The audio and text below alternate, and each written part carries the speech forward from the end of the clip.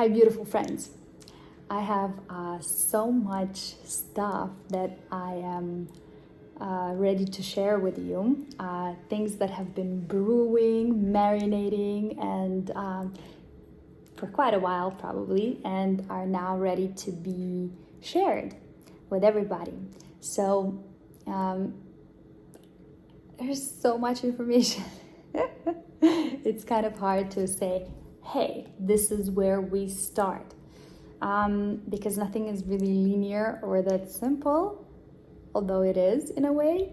But I'm going to start with something like spiritual journey, spiritual awakening, and how does it begin? What happens? What is it all about?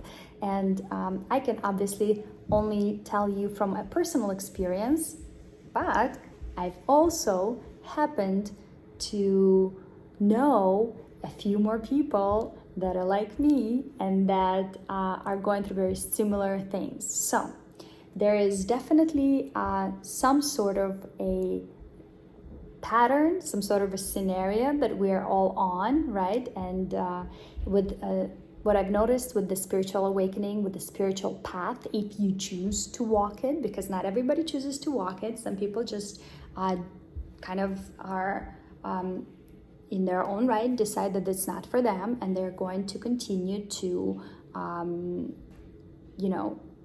spin in the other cycle of life, right? They're just, it's not their time.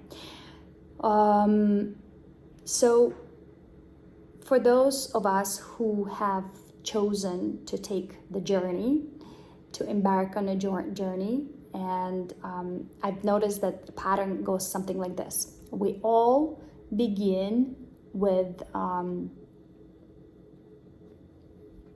a kind of an uplifting stage, which is kind of where everybody feels like a Jesus, or feels like they're like Mary Magdalene, or like you get super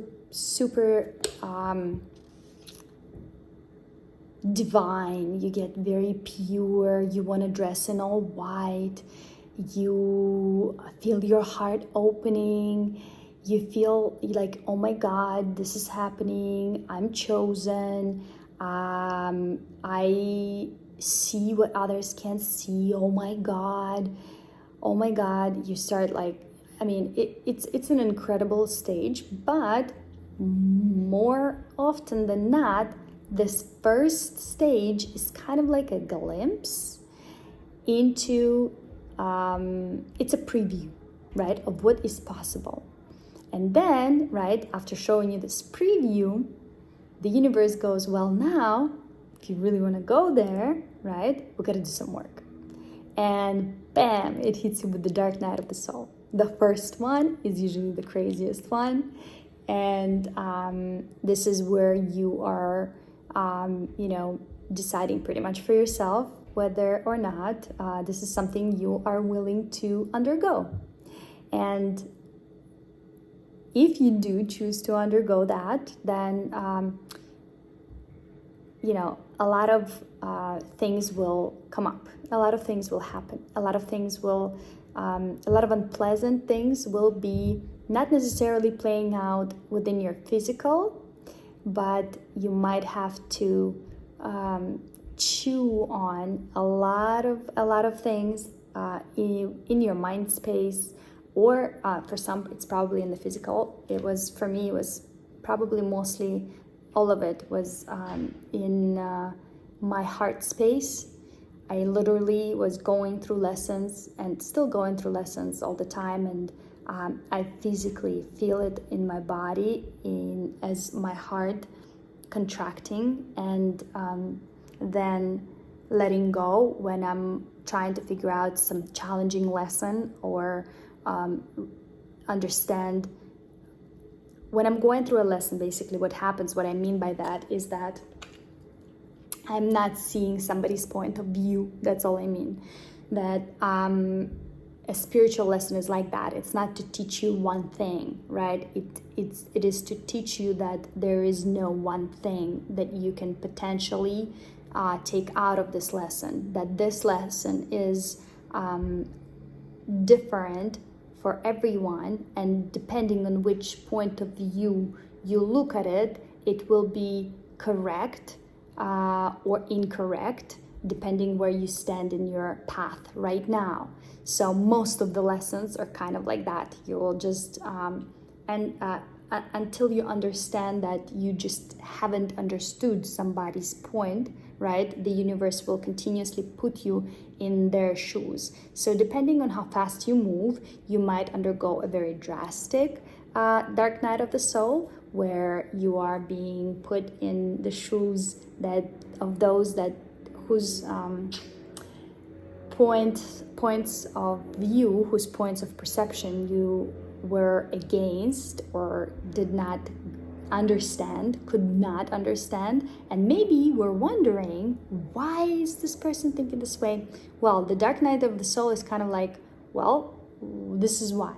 And it'll throw you into these situations or into these, not all challenges are physical challenges, right? Some challenges are mental challenges, where it's just this lingering feeling inside of you that is kind of just bugging you. You can go through your everyday life and not understand why does this thing keeps bothering you so much, and then instead of resisting it, you give in to it. And that's when the beauty begins, right? Because you're actually giving into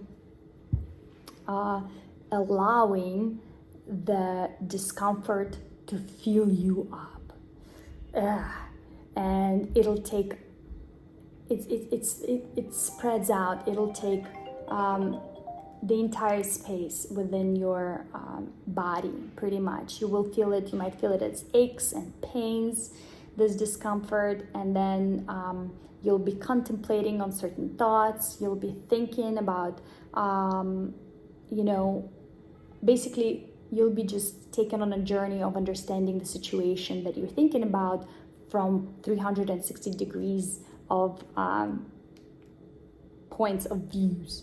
And then if you show as being capable of understanding, then you're going to continue going on that path. Because the universe will see that you are receptive and that you are ready and that you are not stagnating and you are in a state of allowance. So the moment you allow for yourself to contemplate on things and to feel things from other people's shoes, your spiritual awakening is fully underway. And you will also begin to oscillate between fear thresholds and levels of passing that fear threshold, where you gain a new understanding, and it will be kind of like back and forth. It all depends, of course, on how long it takes you to understand something. But I usually explain, I tell my son about the fear threshold. It's kind of like this. The fear threshold is when we reach something new. The second you feel you've reached a fear threshold, it means something new is right behind that fear.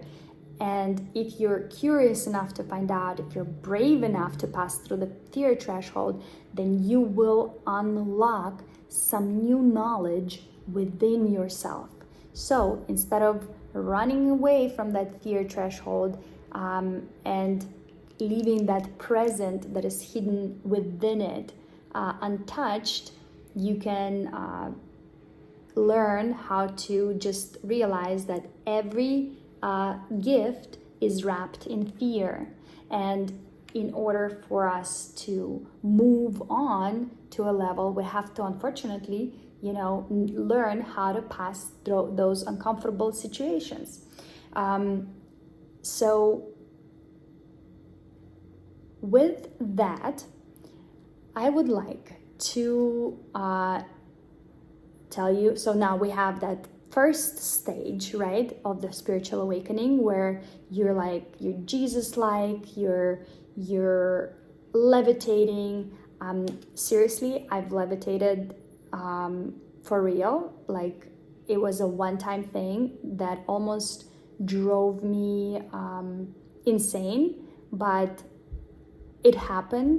It happened in this realm, in this 3D realm. I was sitting and I lifted it a little bit off, and then I lowered a little bit down, and it was absolutely, of course you're thinking I'm insane, and I don't know, I can't define what's insane and what's not insane, but I'm not here to do that.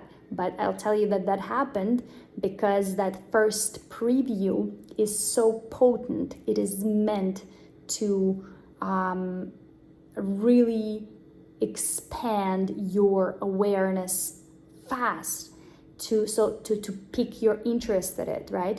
To really give you a fair chance of deciding whether or not it is not for you. Because if this did not happen like that, you probably wouldn't be so adamant about pursuing the spiritual journey, which is not an easy journey, right? People don't believe you. You are considered to be lazy.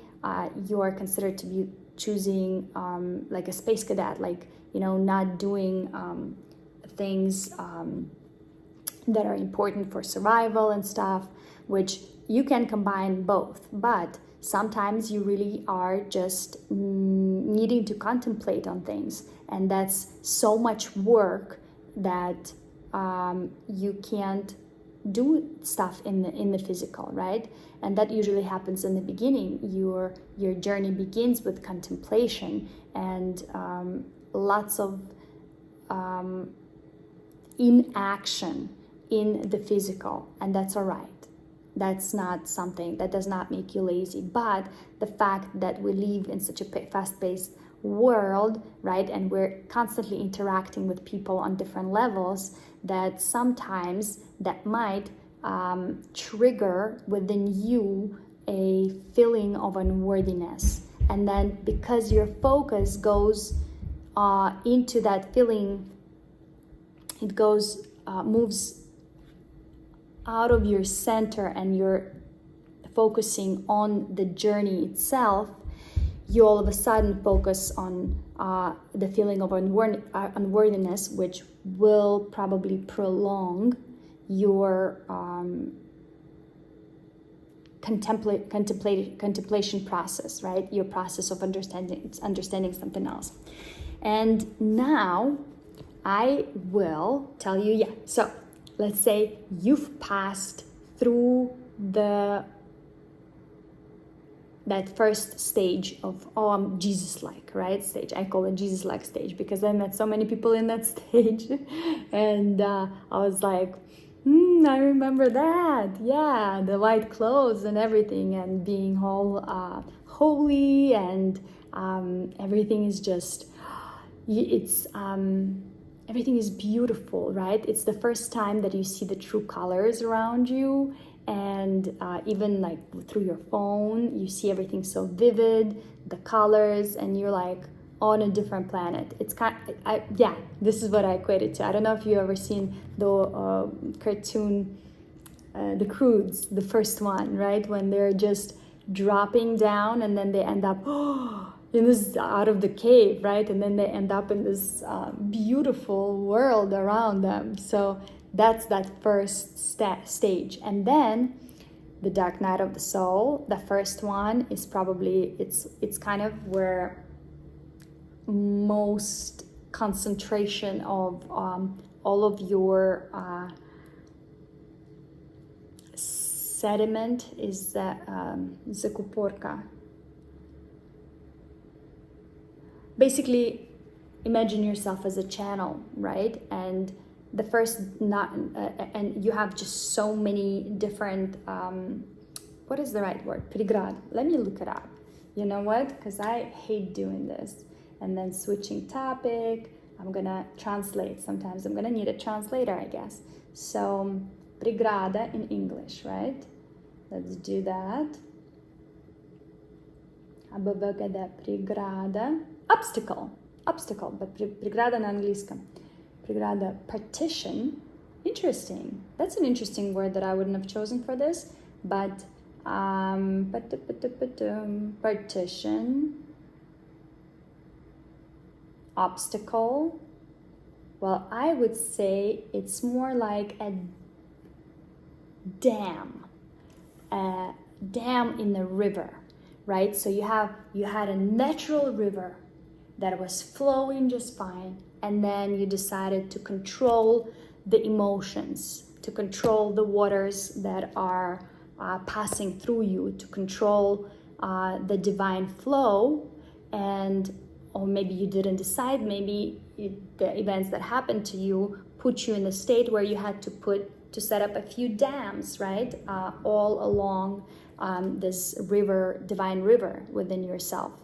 And now the natural flow is no longer natural, right? You have to decide when you're going to open up the dam, when you're not going to open up the dam, and so on and so forth. So where was I going with this? I already forgot. So the natural flow. Oh, yes, the dark night of the soul. So the dark night of the soul is when you are first opening up that dam and releasing the flow one more time. And there's just so much debris, and there's so many things that were piled up one on top of the other, that when you open it, it all just kind of flows out. It's not pretty. It's not easy to experience it through your physical body. Nevertheless, it is a part of it, and the sooner you allow that, the actually sooner you're going to level yourself out again.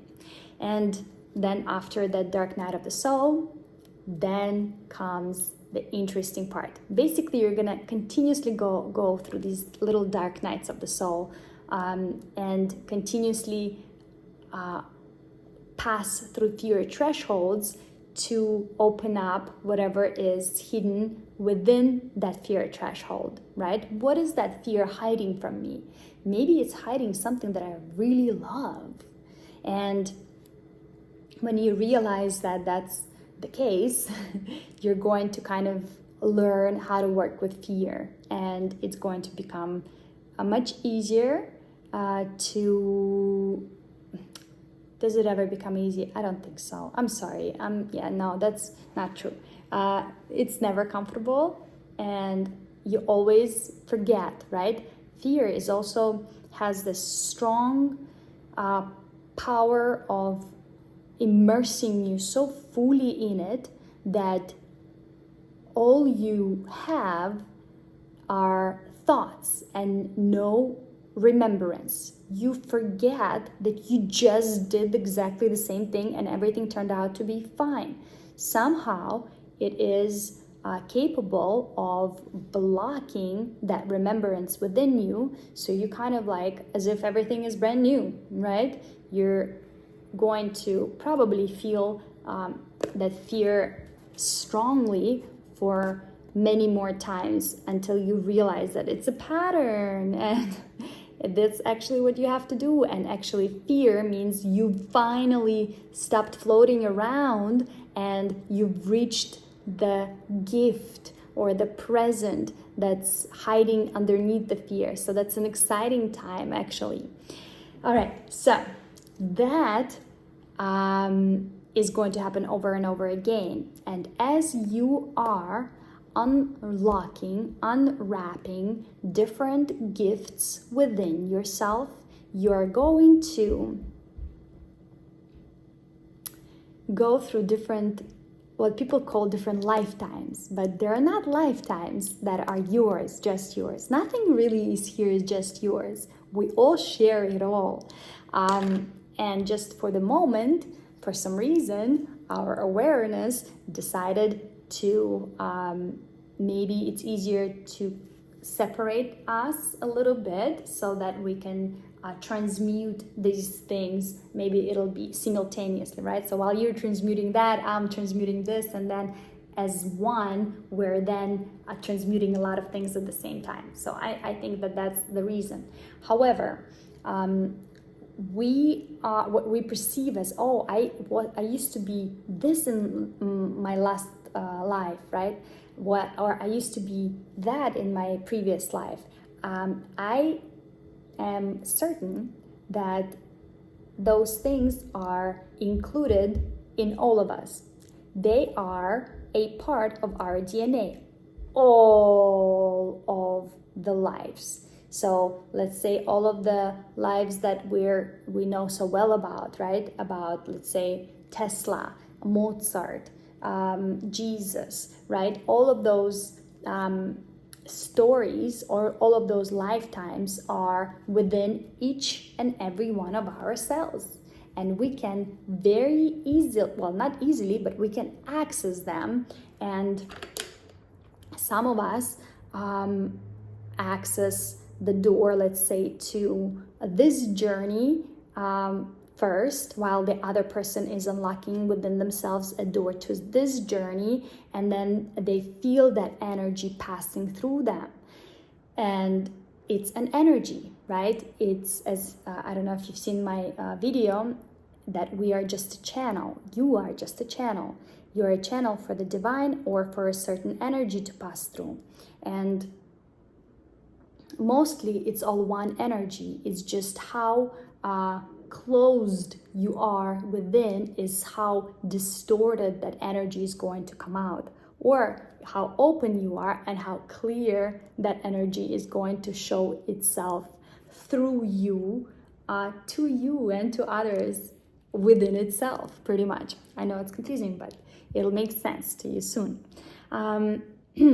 So we're going through these mini life cycles within this one life cycle.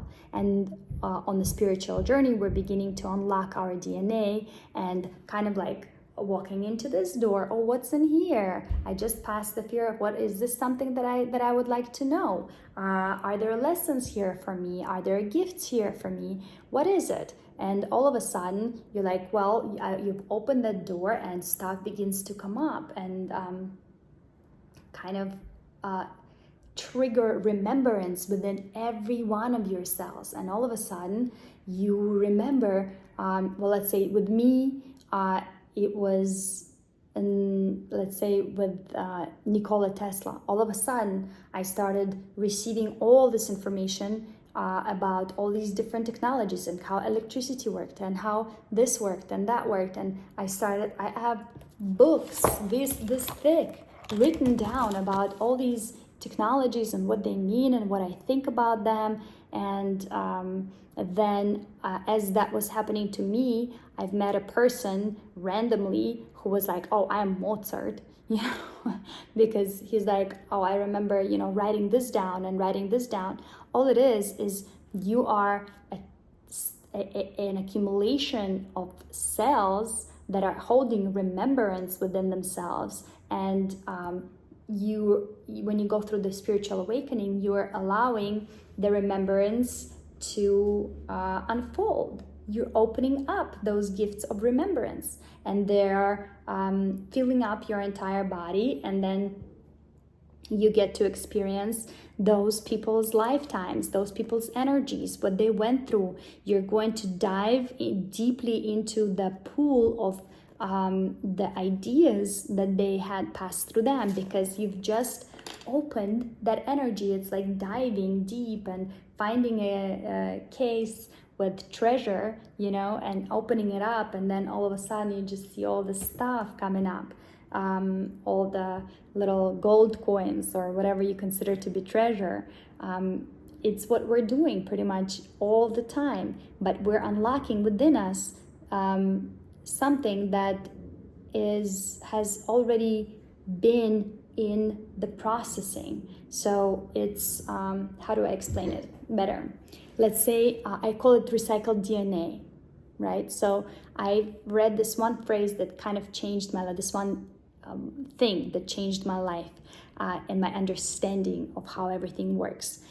It was with my son when he was reading something, and then some facts, just some random facts for school, and it said pour yourself a glass of water. Now look at this glass of water. A drop of this water that's inside has been drunk by a dinosaur. So millions of years ago, a dinosaur drank some water, peed it out or sweated it out, and it went back into the recycling mechanism, and now it is in your cup, because water does not disappear from out of planet, doesn't come back into the planet, right? It's in continuous recycling phase, right? So it's passing through you, it's letting out, so there is no brand new water, right? It's all just recycled water. And same goes for everything else, for energy. So for remembrance, for memory, it's not nothing is really new. It's all just recycled material. So when we are going through the spiritual journey, what we are doing is we're unlocking these recycled memories within us. So to our awareness, or the lack of awareness, it seems new.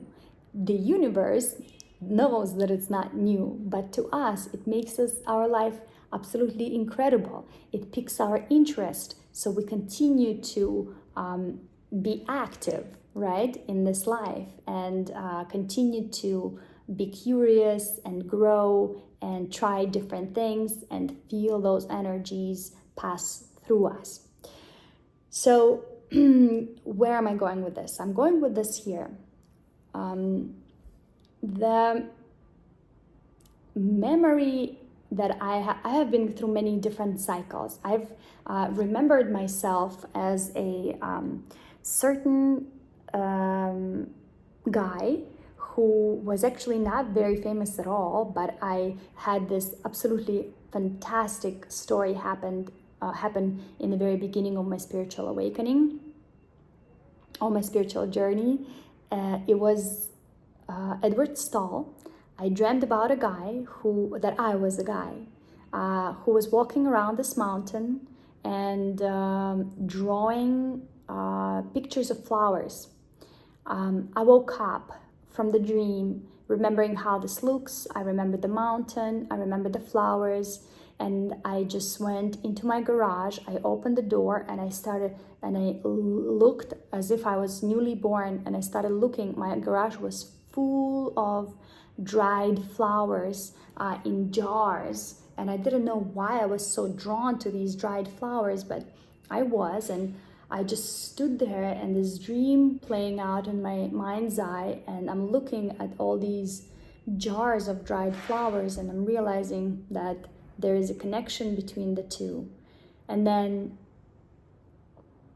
the mountain from my dream, I was going through my phone and I saw a picture of that mountain, and I thought, oh wow, that's the mountain from my dream. What is it, like something like Fiji mountain, because it has a little snow top and grass around, like picture perfect. And then, oh my God, it turns out it's Mount Shasta, and it's actually a spiritual mountain in California, up north. And I'm in California, and I've dreamed about this mountain, and I've been always drawn to kind of go, west north. So one day I ended up going to the mountain, and the first place we went to was a cafe, and I sat down and I lift my eyes up, and I see a painting of the flower. It's a lily flower that is on the wall, that I know is from that dream, from my dream about when I was this guy, when I was drawing this flower. And I'm here sitting right now in a cafe of a place of a mountain. It's a destination that I dreamt of, and I'm here sitting now. And then I started researching who drew the picture, and of course it was the guy from my dream. I was that guy. I don't know how I ended up being him. If that's, I now know that it's not me being him in my previous life, but it is a memory that I have unlocked within my DNA. Somehow I've opened that specific door, and that specific door was a memory about this specific lifetime. And we can all access these different doors within us and experience them all as if it's us. That's the design. Everything is interconnected like that, and we have access to it all only if we know how to be responsible with these types of things. Now, that's why my channel is called Clarity is Pretty, because that whole thing triggered within me another understanding, and that was an understanding that I have to get completely clear from any and every influence that can potentially cloud my judgment if I'm going to ever tell this to anybody, right? So that became a quest that later on became a knowledge of that was actually my journey, my goal, sort of. Well, one of them at least is to overcome a lot of addictions, a lot of things that were standing in between me and my ability to speak the truth. Because when you are, let's say, doing drugs or drinking alcohol or doing anything that's clouding your judgment parallel to your spiritual awakening, then you will never be able to stand fully in your truth, because you will always have that seed of doubt within you, whether that's going to make it so that you cannot 100% express what it is that you're going through, because you will think that people might think that you're crazy. But when you're let go of all those attachments, then you become so clear, and everything becomes clear as day, that it's real as day. You have absolutely no doubt. You have so much confidence in what it is that you are seeing, in what it is that you're experiencing, that you begin to have these clear knowings of what your path is, what your goal is, what your journey is supposed to look like. And you really don't ever, I don't want to say don't care, you always care for others. You always care what others think, right? Especially if you're spiritual. But what it is that you know that the divine is speaking through you, and that because you're completely clear, you cannot be judged. You cannot be judged because you're not standing in the way with your obstacles, right? You're not standing in the way with your piled up debris. You've cleared them all up, so now it's just the divine, right? And you're just allowing it to flow through and to act through you, to speak through you, and it's a beautiful thing. Now, going back to another a fly flew in, to another stage of the spiritual awakening, is that understanding of your purpose, how that happens when you get clear. Otherwise, for me, it was kind of like walking around and around in circles and opening doors and experiencing things, but then also not understanding what am I supposed to do with all that. And then at some point, I probably asked all the right questions and maybe unlocked some proper doors, but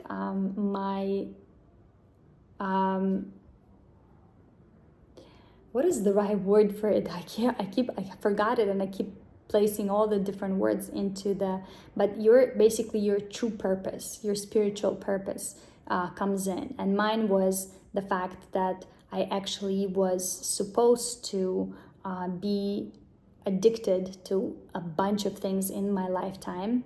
I was supposed to enter my specific family. In my family, there were people who are struggling with addictions. A lot of the people that are struggling with addictions. So I came in to heal all that, to change all that, to give the rest of our family a fighting chance, to clear out the DNA pretty much. So I was supposed to always get addicted to all of these things, to understand them better, to get to know what they're all about. Because when you don't understand something, you can't change it. You can only change it if you fully have been immersed into it, if you understand it fully. So I've been sent here, I came in this specific life to lower, or we're not going to talk about lower higher frequencies, because I'm actually going to have a video about that. That's going to be a really cool video too. To match the frequency of certain addictions, to then either lift or lower my vibration so that they cannot handle being near me, and they burst and they're just gone and done, and my DNA is cleared. I will speak about that process a little bit later too, but it's think of it as something kind of like sound healing. You know, when you match the vibration, let's say, of a crystal glass, right? And you match the vibration of that glass, and you're vibrating at the same frequency, both things, and then all of a sudden you start raising one frequency higher, and then this glass bursts. They do this similar thing with different cells that are like disease cells, right? Cells of like cancer cells, let's say. They'll match the specific, they'll find the frequency, match the frequency, lift the frequency to explode the cells that are nearby, because there's a whole process of how that works. But it's very similar with addictions and me. I was supposed to actually dive fully in, get into it completely, and then by first matching myself, becoming it, right? You have to become it. You can't just be the observer. You have, well, at least for me, it doesn't work that way, to observe and judge. I have to become it so fully that then I can change it, right? And so my purpose became very clear through clearing myself of many different attachments that also happened through the journey. At some point you realize that in order to channel the divine, in order to really go ahead, continue to play this beautiful, intricate game, you will have to get complete clarity, because otherwise you will be in the illusion. You might step into things that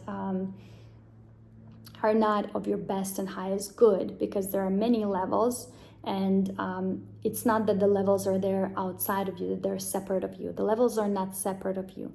The levels are all coming through you, right? So if you are, let's say, if you have those dams that are closing the divine, that are blocking the divine flow within you, then the reality that you see outside of you, it's going to be distorted. It's full of blockages. So the divine flow that's trying to pour through you and manifest through you in the reality, it is all kind of distorted and bent, and therefore you see your outward reality as something is incomplete, something is missing, you're not happy, you're misaligned, because you have blockages within you. So when you're starting to clear up those blockages and those attachments, and the divine can flow through you freely, and then you're just become this doorway, and that's when you kind of are okay to become the observer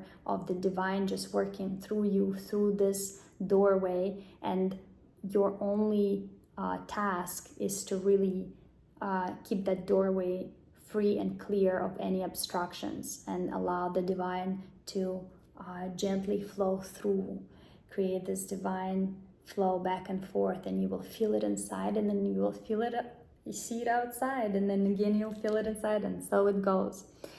So when so Edward Stahl is one of the things, right, that I've figured out, that I've unlocked that door. Then I've unlocked some other doors, then some other doors. And it's always related to an individual. Sometimes I'll open up a door that is related to an individual. Sometimes I'll open up a door that is related to the thing that the individual was really good at. So I will be taken on this beautiful ride, and you will be taken on this beautiful ride of learning a new skill fairly fast.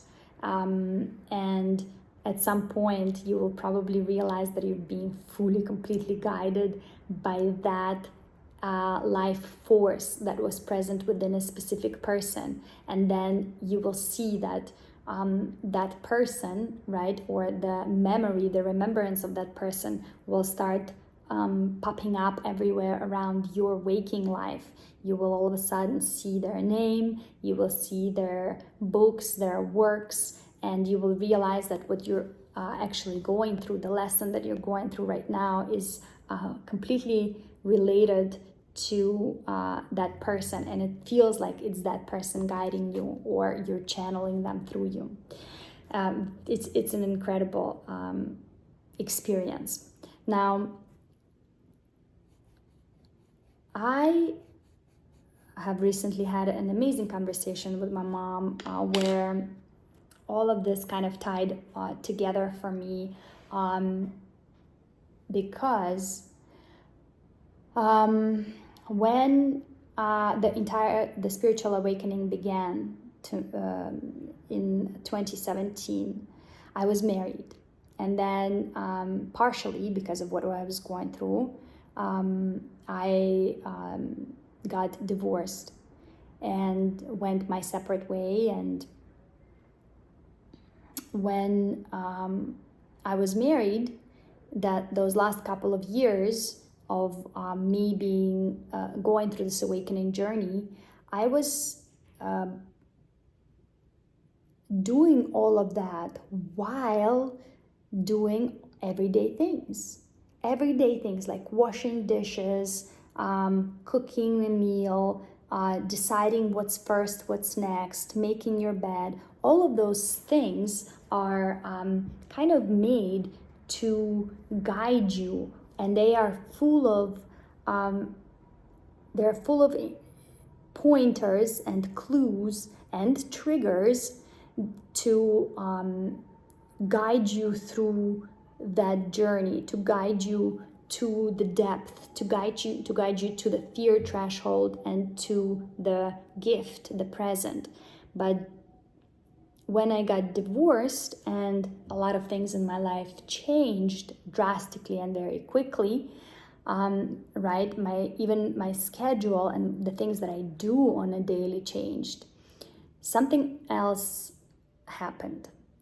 Instead of finding answers and clues and guidance through everyday chores that a wife should do, a wife and a mother, I was already a mother of 3, and instead of finding clues there, I had to now find some other things, like something else that would unlock the remembrance within me that will guide me through the lessons.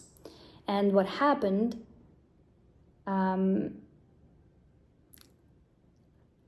that was exactly the time that I found Mount Shasta. So it is hard to explain, but I think one of my friends put it the best in her ways of how it pertained to me. She said, because I started going to Mount Shasta all the time, that mountain was literally, it gave me life when everybody left me for dead. That mountain it was kind of like me facing the mountain inside of me, but only it was standing right here, right in front of me. And me being kind of scared to climb that mountain, but the mountain actually spoke to me and said that it's going to simply open up to me and allow me to walk through every level, to look at every hill and walk into every cave and take my time and discover and unlock everything that I need to. So the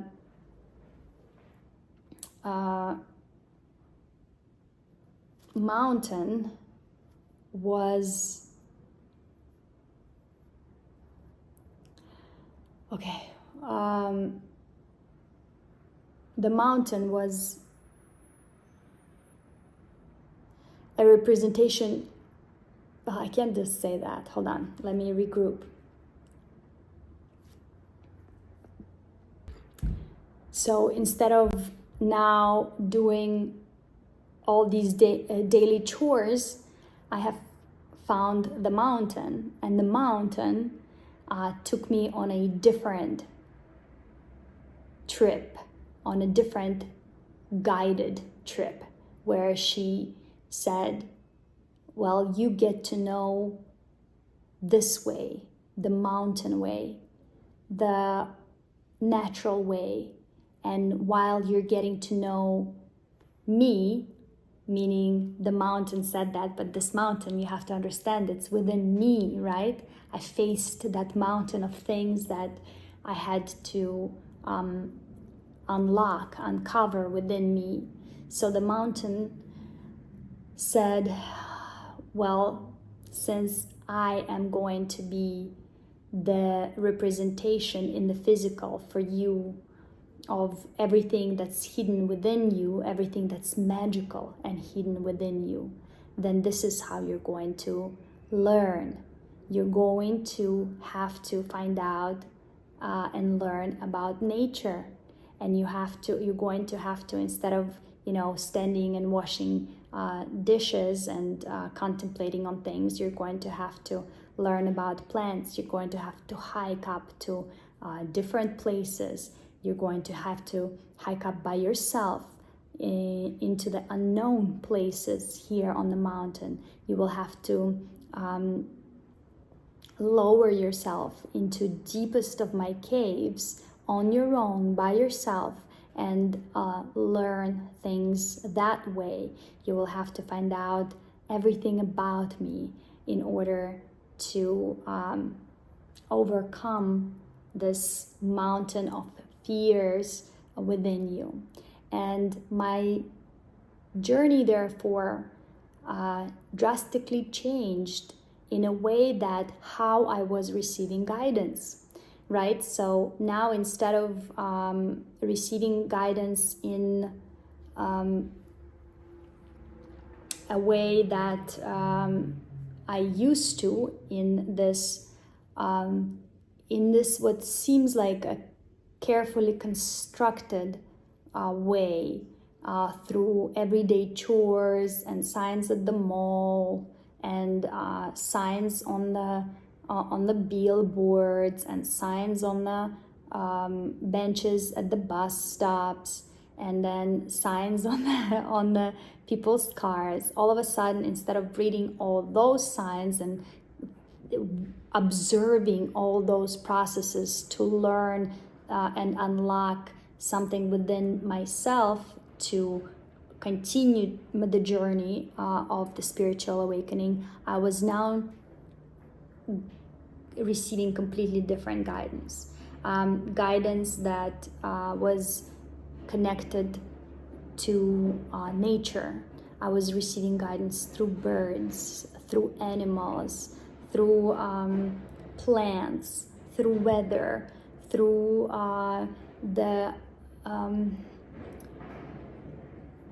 the trees around me, through the condition of the nature around me. I was able to, I grew up. I spent a lot of time in the forest, and then my life took me outside of the forest and into the big cities. When I was 17, I moved to New York City, and as wonderful as it was, I was away from the forest.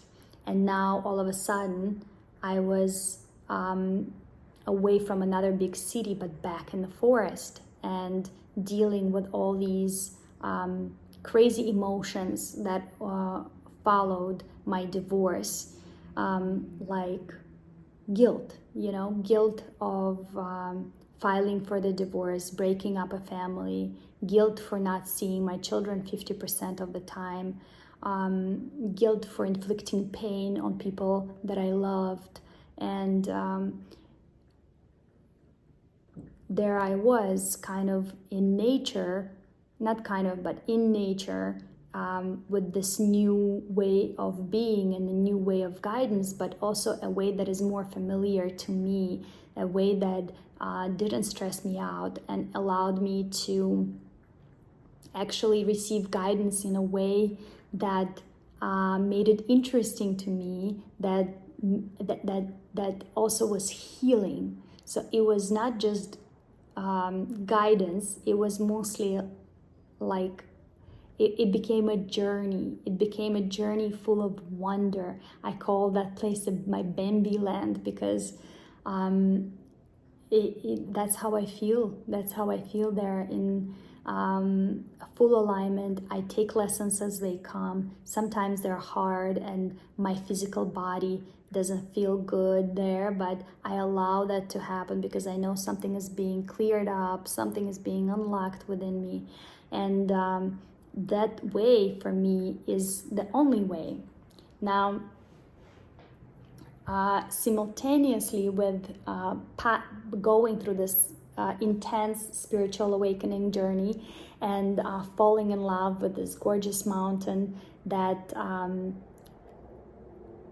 that helped me heal and took me through the journey through the further journey of awakening.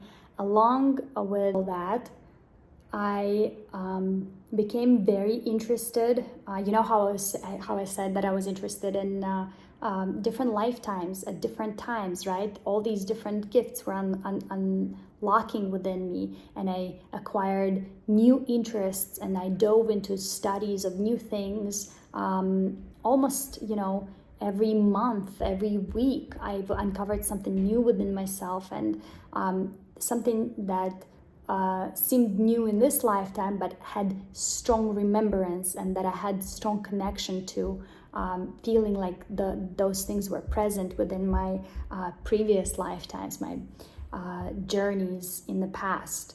And then one of those interests, and my most current interest, was and is connected to the indigenous culture. And a lot of the things that the mountain taught me and showed me about nature, and just the ways that came to me naturally, I'm now realizing that these are the ways of the natural natives, the original people who used to live here. And then because of this unlocking, it happens like this. You first unlock this remembrance within you, about those lifetimes, and then you start collecting information on it. First, the information comes from without. It comes without anything. It comes without books. It comes without movies. It's just knowings and things that all of a sudden you pick up certain habits or certain ways you move, the certain foods you eat, certain things you do. And then after you pass that stage, if you continue being curious about that, if you continue to unpack that strand within you, then you will actually begin to things will begin to manifest in the physical, in the forms of books that will only confirm to you what you already have known, what you already found out. So it's kind of like a replay. It's a playback. The way things manifest in the physical. Usually what manifests in the physical when you are on a spiritual journey is something that you've already went through within your emotional, mental bodies, within your inside your body. You've already felt it through. You've already received that knowledge, and then here you are. Here are some books for you to confirm it, right? So very interesting way. Definitely it was absolutely super exciting in the beginning. When it happens first couple of times, you're like, oh my God, I can't believe they're talking about this right now. I already know this. I already went through this. I already received that knowledge. And, all of a sudden I'm receiving this book, and all of a sudden all these people and things come into my life that allow me to further understand that specific particular topic. And so it happened with the indigenous ways for me. As I've been on top of the mountain, all around the mountain, and learning about her, and just in general about the volcanic legacy, and my curiosity was always since the very beginning of the journey, it was always hyper focused on California, and specifically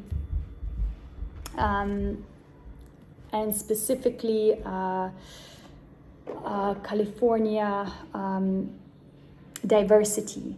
And I even when I was married, and we ended up having 3 kids. We thought we were gonna have maybe 1, 2, but then the second pair was twins, and I realized how it is very not likely for us to travel a lot going outside of California, because buying tickets and buying plane tickets or whatever for this many people is just insanity. I was more than happy to just put my children into the car and just drive around California without a second thought. I knew that this was the state that I was going to my whole life, that I was traveling to my entire lifetime. And that kind of triggered my awakening further and further, because I felt like I was traveling with my children everywhere, showing them the world, and through their eyes, through them, I was receiving even more information. It was triggering more remembrance within me, and so on and so forth. Okay, that doesn't matter now, but what I'm trying to say is that California is an extremely diverse state, diverse in a way that of its not only people, but everything, right? Vegetation, flora, fauna, landscape, shoreline, geological history, all of it. It's like so jam-packed in such a, hi honey, so jam-packed in such a narrow band of land that I have received an amazing knowledge about it that I would like to share with you now. And that is that being here in California is like being in a separate level of reality that is closer than ever to the divine, to the inner, because what we think of as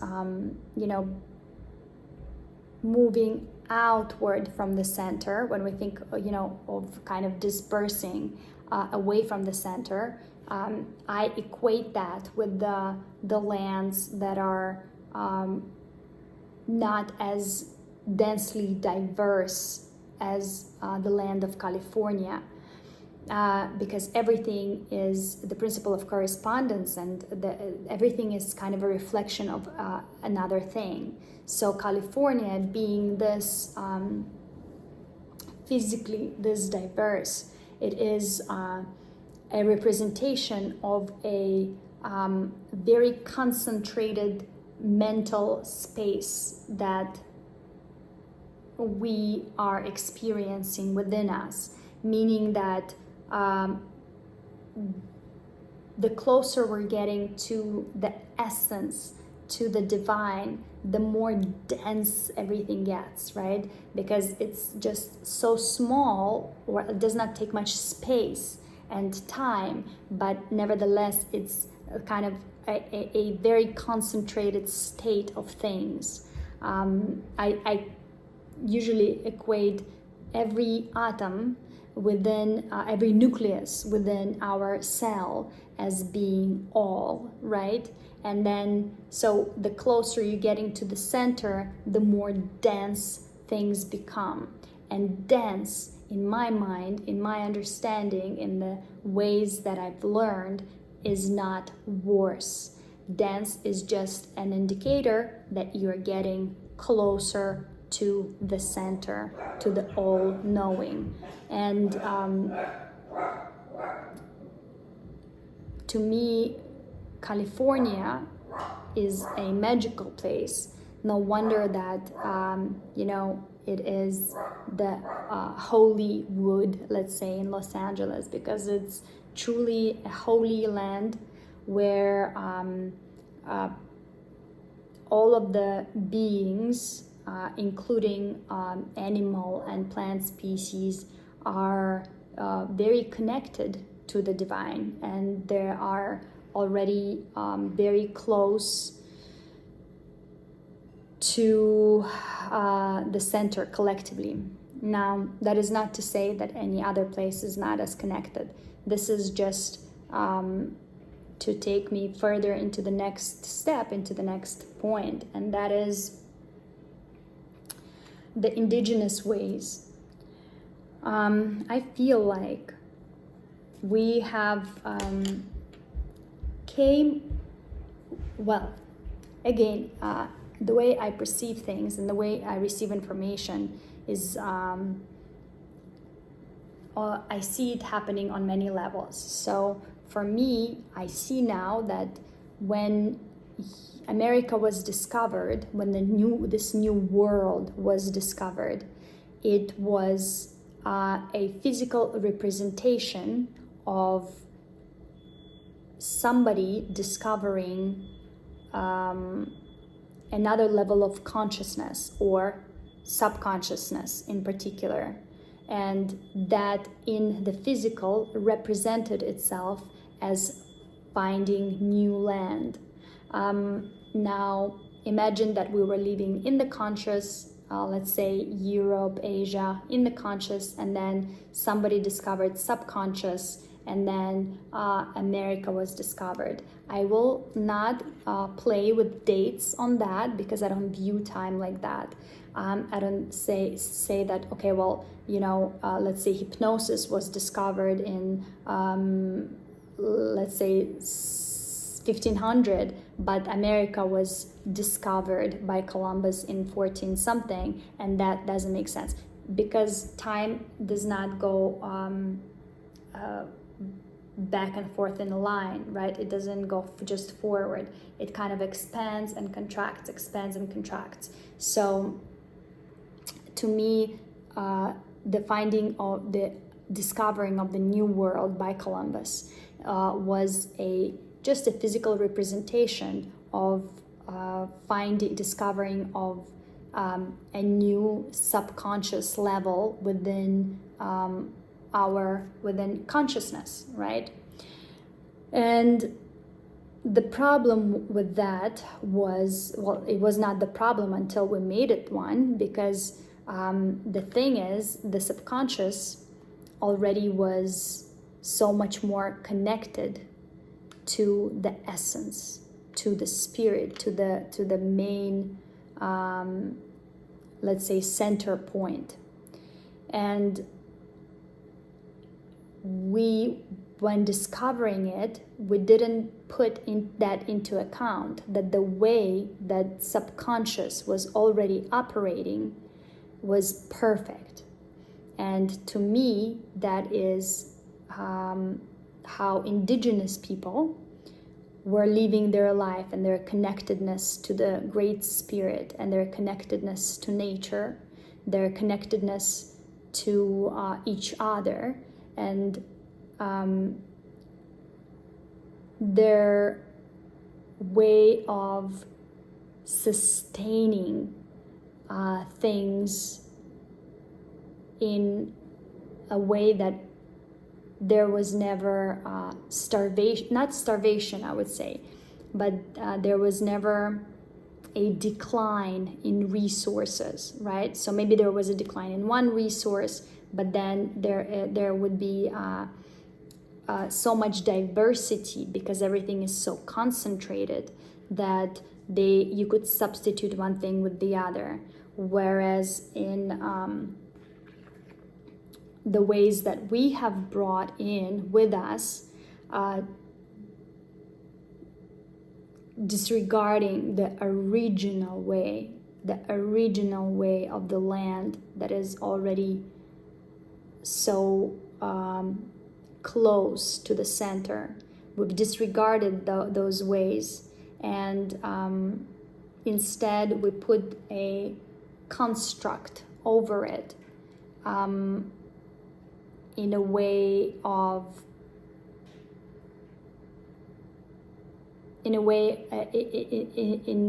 agriculture, industrialization, and so on and so forth. Now, this is what we did.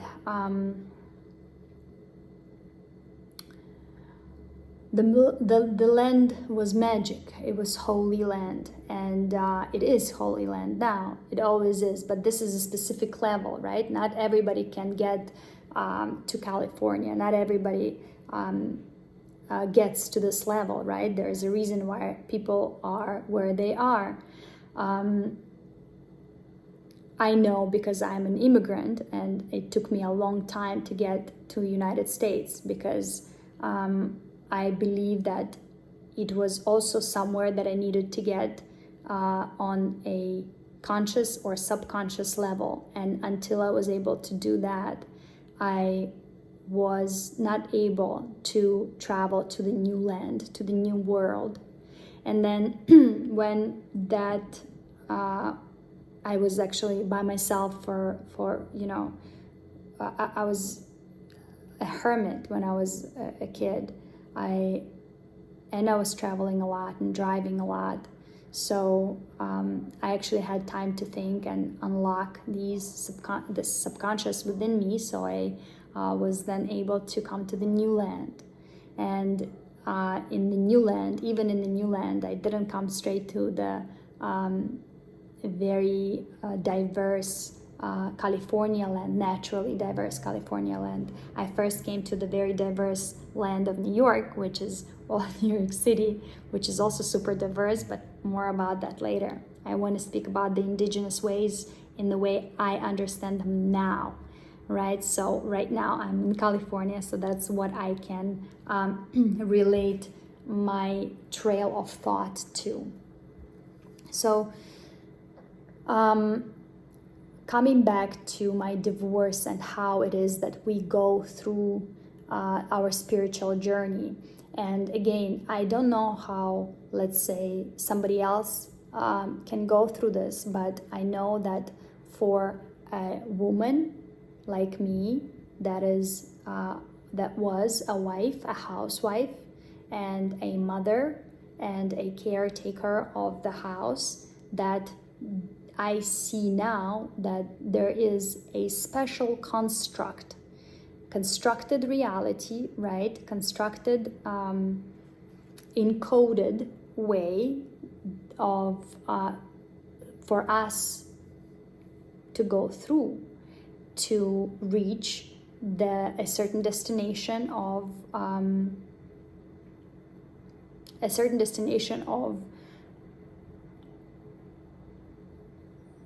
awakeness, right? And I also equated to kind of like, you know, if you're an immigrant, which we all are, right?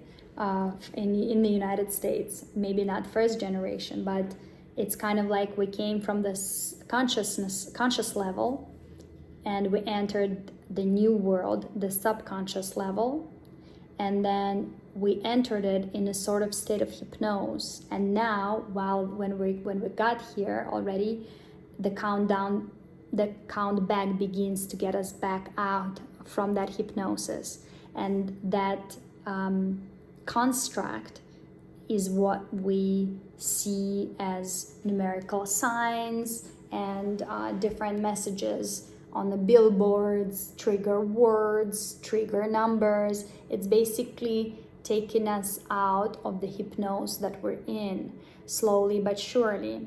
But if you happened to, like me, get out of that certain specific construct, like marriage, then that net that was placed over you to have you come out of your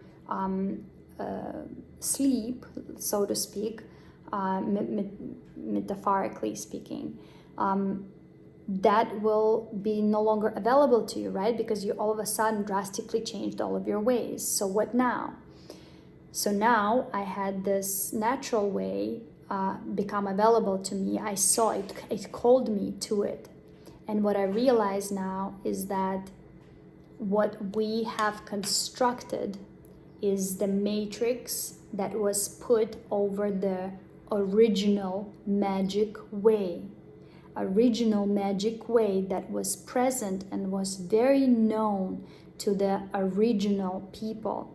The native people already knew what we are now experiencing through everyday chores. They did it too, only their everyday chores were connected to nature, and they were in flow, in divine connectedness, merger, they were one with nature. So it was like that river flowing within you, but without any dams, right? Without any dams. And what do you know happens, right, to the natural flow if you put a dam in?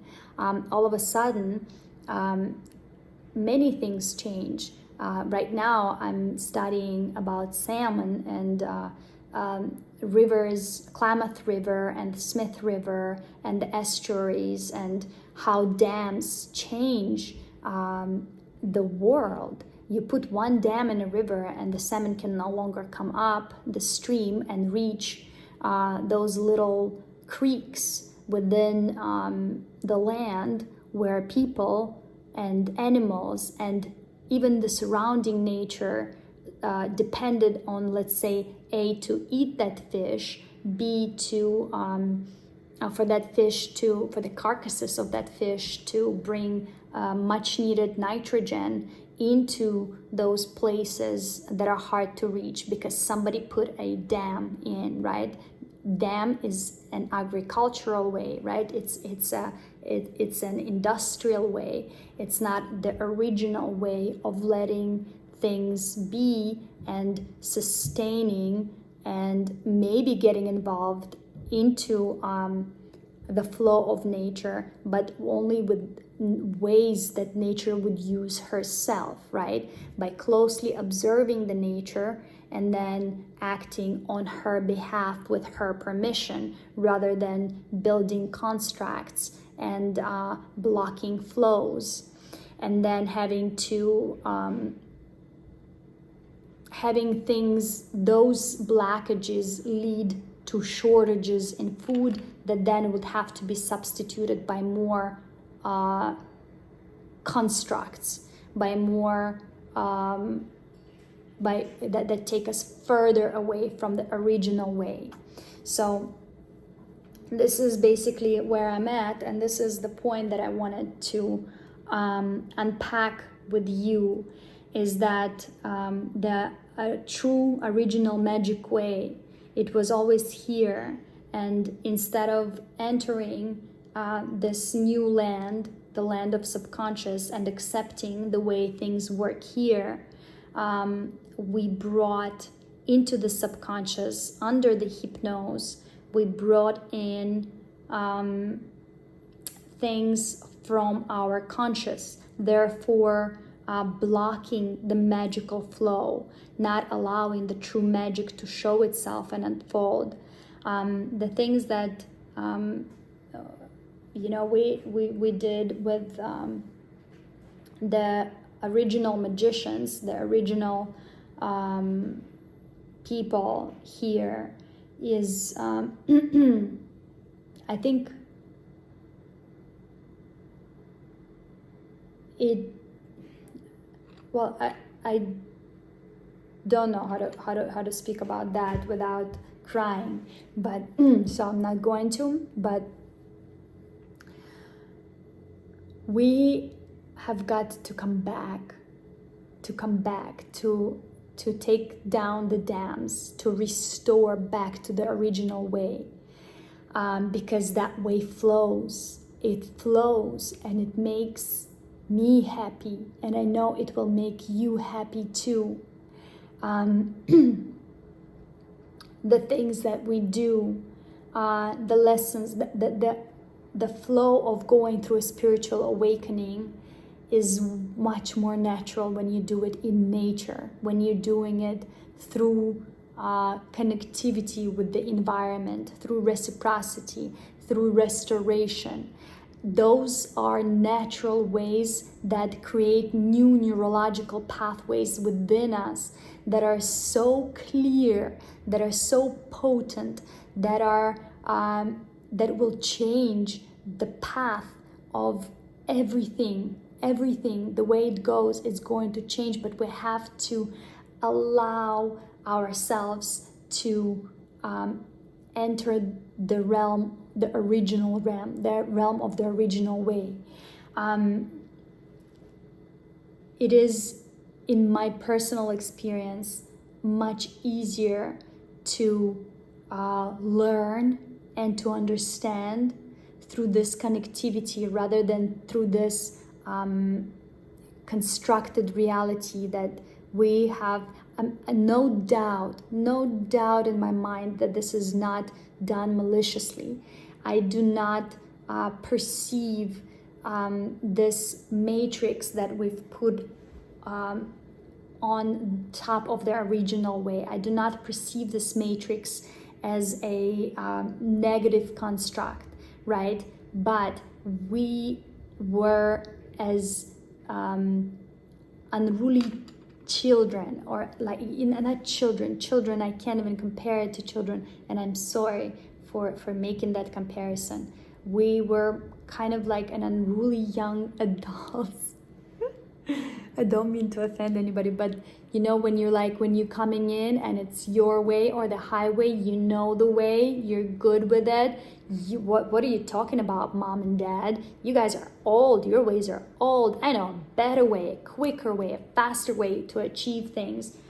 And I feel like this is what we did when we have discovered this land of new world, this land of subconscious, this land of magic within us that is America. Instead of coming in here and allowing the original way to just unfold, we brought in something with us, right? And now we live in what we've brought with us. We are living in it, and it's not taking us where we need to go. It's not taking us there soon enough. And it's not even about time and how soon we move. It's just not as exciting, right? it is limited. And when you are in nature and you're figuring these things out and taking a spiritual journey, you're being guided in an unlimited way. The possibilities are endless, and it goes straight through your heart. We can only understand so much by repeatedly, washing the dishes all day long, which, by the way, is an incredible chore. It's an incredible chore. I have so much love for washing the dishes and for my cat, and for doing the laundry. And it taught me so much about so many things, right? It's such an amazing contemplative way, a way to go through your spiritual journey, through your daily chores. Yes, you can. Yes, you can. But there's more. There's so much more. You can do that. The dishes won't be going anywhere, believe me, for so long as you eat and you're not on the fasting or dry fast or autonomy. You're going to be washing dishes. For so long as you have kids, you're going to be washing dishes. But there's a way of